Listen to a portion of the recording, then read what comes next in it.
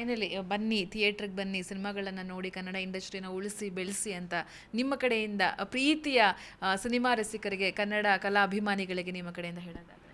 ಯಾವತ್ತೂ ಯಾವಾಗಲೂ ನಮ್ಮಲ್ಲಿ ಭಾಳಷ್ಟು ಜನ ಅಫಿಷಿಯಲ್ಸ್ ಕೂಡ ಯಾವುದೇ ಕನ್ನಡ ಸಿನಿಮಾಗಳನ್ನ ನೋಡುವಂಥ ಪ್ರವೃತ್ತಿ ಭಾಳ ಜನಕ್ಕಿದೆ.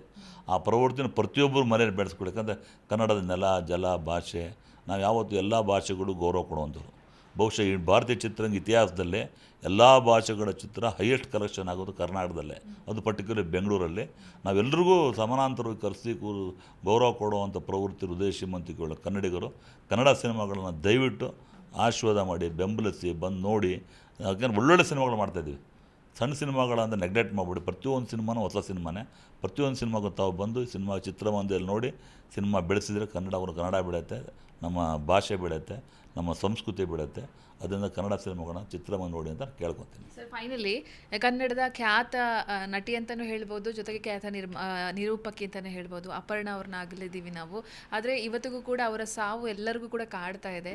ಸೊ ಅವರನ್ನು ನೆನಪು ಮಾಡ್ಕೊಳ್ಳೋದಾದರೆ, ಜೊತೆಗೆ ಈ ಸಂದರ್ಭದಲ್ಲಿ ಅವರ ಬಗ್ಗೆ, ಅವರ ಕನ್ನಡ ಅಭಿಮಾನದ ಬಗ್ಗೆ ಏನಾದ್ರು ಹೇಳೋದಾದರೆ? ಸರ್, ನಮ್ಮ ರಾಜ್ಯ ಕನ್ನಡದ ಅಪರೂಪದ ನಿರೂಪಕಿಯವರು.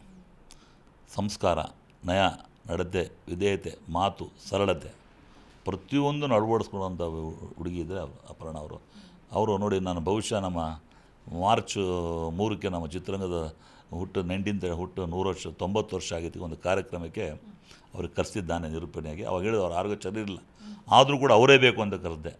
ಅಷ್ಟು ಆರೋಗ್ಯದಲ್ಲಿ ಅವ್ರು ಇದ್ದರೂ ಕೂಡ ಎಷ್ಟು ಲವಲವಿಕೆಯಿಂದ ಬಂದು ಯಾರಿಗೂ ಒಬ್ರಿಗೂ ಹೇಳಿದೆ. ದಟ್ ಡೇ ನೀವು knowing that she had some problem ಇದೆ. ಒಬ್ಬರೂ ತೋರಿಸ್ತಿಲ್ಲ.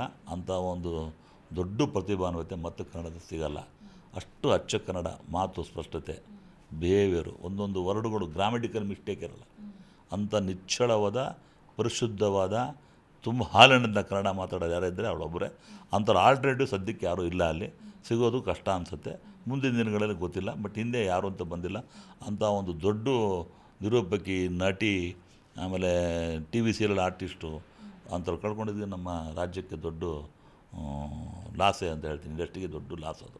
ಅವ್ರು ಭಗವಂತ ಅವ್ರಿಗೆ ಒಳ್ಳೆಯದಾಗಲಿ, ಅವ್ರ ಆತ್ಮಕ್ಕೆ ಶಾಂತಿ ಕೂರ್ತಾ. ಅವ್ರಿಗೆ ಅವತ್ತಿನ ದಿನ ನಾನು ಅವತ್ತು ಬರಬೇಕಾಗಿತ್ತು.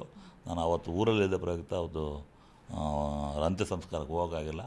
ನಾನು ಇಲ್ಲೇ ಅವ್ರ ಕುಟುಂಬದಕ್ಕೂ ಕ್ಷಮೆ ಯಾಚಿಸಿ ಬರೋಕ್ಕಾಗಿಲ್ಲ ಅಂತ ಹೇಳ್ಬಿಟ್ಟು ಅವ್ರ ಆತ್ಮಕ್ಕೆ ಶಾಂತಿ ಕೂರ್ತೀನಿ. ಅವರ ಪಕ್ಕ ಅಭಿಮಾನಿ ನಾನು. ಅಪರ್ಣ ಅವರ ದೊಡ್ಡ ಅಭಿಮಾನಿ. ಅವ್ರಿಗೆ ಒಳ್ಳೆಯದಾಗಲಿ, ಅವ್ರ ಆತ್ಮಕ್ಕೆ ಶಾಂತಿ, ಅವ್ರ ಮನೆಯವ್ರಿಗೆಲ್ಲ ಅವ್ರ ದುಃಖ ತೊಳ್ಕೊಂಡು ಶಕ್ತಿ ಕೊಡಲಿ ಅಂತ ಕೇಳ್ಕೊತಾರೆ.